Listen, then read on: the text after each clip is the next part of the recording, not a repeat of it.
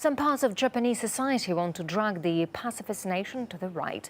Nationalist groups are growing louder in their calls for the country to take a harder line against enemies home and abroad. RT's Alexei Grashevsky looks at the possible political repercussions for the entire region there.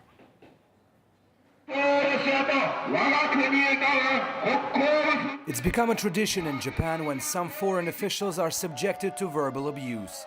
On this particular occasion, Japanese nationalists made their feelings known loud and clear to Russia's foreign minister. China and South Korea have also been in their crosshairs, one for an island dispute, the other for sending too many labor migrants to Japan. In one of the latest protests, Korean workers were described as cockroaches, which needed to be exterminated. This man is one of those behind the nationalist rallies in Japan. He says he'd like to see Japan a more closed society. We've been too open to the world. Now foreigners come here and commit crimes. I want us to return to a pre-war period, when we were closed and self-sufficient. Despite criticizing the government for its immigration policies, the movement could not be feeling more comfortable. Since 2012, when Shinzo Abe was re-elected as prime minister, such rallies have been on the rise. Those are not only foreign nationals and delegations getting the stick from Japanese nationalists. There are locals who have directly suffered from their country becoming more far-right.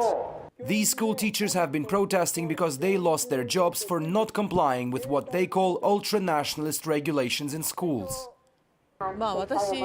They made it an obligation to listen to the national anthem before classes. I told my pupils, part of whom were not even Japanese, that it wasn't obligatory to stand up. And then I got fired. But it's not only about instilling national pride. Speculation is rife that with all this stronger Japan hype, Abe is eager to amend the 1947 constitution, namely Article number 9, which prohibits Japan from having any kind of army other than for defense purposes. In the increasingly intertwined world, we can't ensure the peace of our nation without proactively taking a role in the peace and security of the world.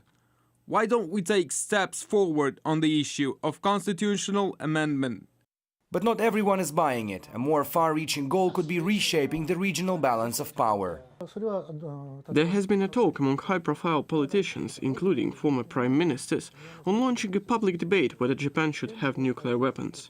It never materialized, but it's something the ruling elite has been pondering for years now. A non-pacifist Japan, let alone a nuclear power, would send shockwaves across the region, say experts. But for now, even with nationalist voices getting louder, polls suggest that such ideas are still some way from becoming reality. Alexei Grashevsky, RT, reporting from Japan.